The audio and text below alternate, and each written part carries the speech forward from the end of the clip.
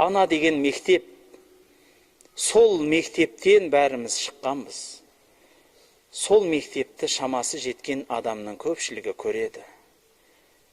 Бауырлар, өзге мұсылман емес әйелдермен қарым қатынаста да мұсылман әйел оларға мейірімді болады. Бірақ әурет көрсетілмейді, алдында хижаб киіледі. Еркек адамдармен қандай мәміледе, сондай мәміледе болады. Бөтен еркектерге ұят жерін ашпау әйел кісінің ары болып саналады, бауырлар. Білесіздер ма? Сол нәрсе қалды ма, қалмады ма білмеймін. Молдалар білетін шығар. Бірақ біздің қазақта сондай сөз болатын. Дүниеде пәк, таза, намыспенен өткен әйел кісі дейді. Жуып жатқан әйелдің қолын қағып жібереді дейді. Өлген әйел. Сондай кездер болған бізде.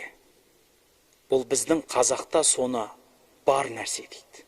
Сол нәрсе болған. Өзінің арын, намысын сақтап, солай дүние салған әйелдер. Сондай сөз айтады біздің қазақ атамызда. Жуып жатқанда әурет жеріне келген кезінде қолын қағатын болған дейді кейбіреулер. Қорқып кететін. Мынау не бұл деп.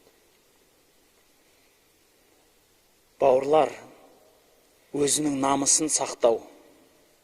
Мына қазіргі опасыз заманда, опасыз адамдардың арасында заман емес.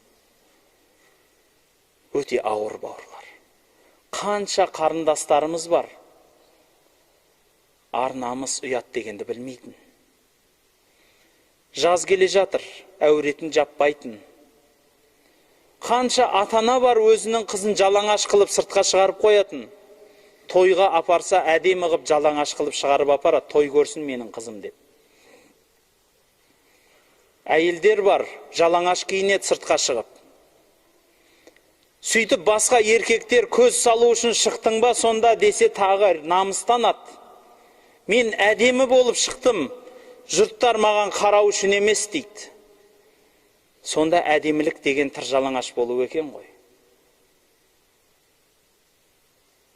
Бауырлар, біздің Қазекең Қыпшабел деп суреттеген қыздарымыздың киімдерін зерттеген кісілеріміз айтады. Я, сол киімдерді музейлерде зерттеген кісілер айтады. Қыпшабел деп суреттей береді, ол тілде ғой. Бірақ қазақтың қыз келіншектері өзінен 1-2 размер артық киім киген дейді, көйлек киген дейді. Белдері өзінің белінен 1-2 размер жоғары тұратын, артық болатын дейді. Түсінесіздер ме? Бұны зерттеген адамдар айтады. Музейдегі зерттеушілеріміз айтады. Киім дизайнерінен естідім де мен бұны.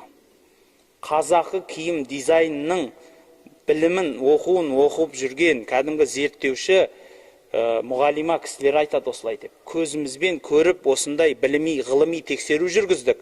Қазақтың қыз келіншектері өзінің киімін кигенде үстіне 1-2 размер артық көйлек киетін дейді.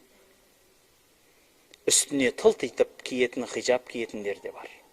Хижаб киет, бірақ үстіне тылт етіп киет. Бүкіл әуреті көрінеді. Ондай кісілерді пайғамбарымыз саллаллаху алейхи ва саллям айтады. Киім киген жалаңаштар деп айтады. Киімі бар үстінде, бірақ жалаңаш. Сол киімнің де әдісін үйрететін әйелдер өздері де, еркектер де. Пайғамбарымыз саллаллаху алейхи ва саллям айтады. Дайюс адам жәннат түгіл, жәннаттың иісін иіскемейді дейді.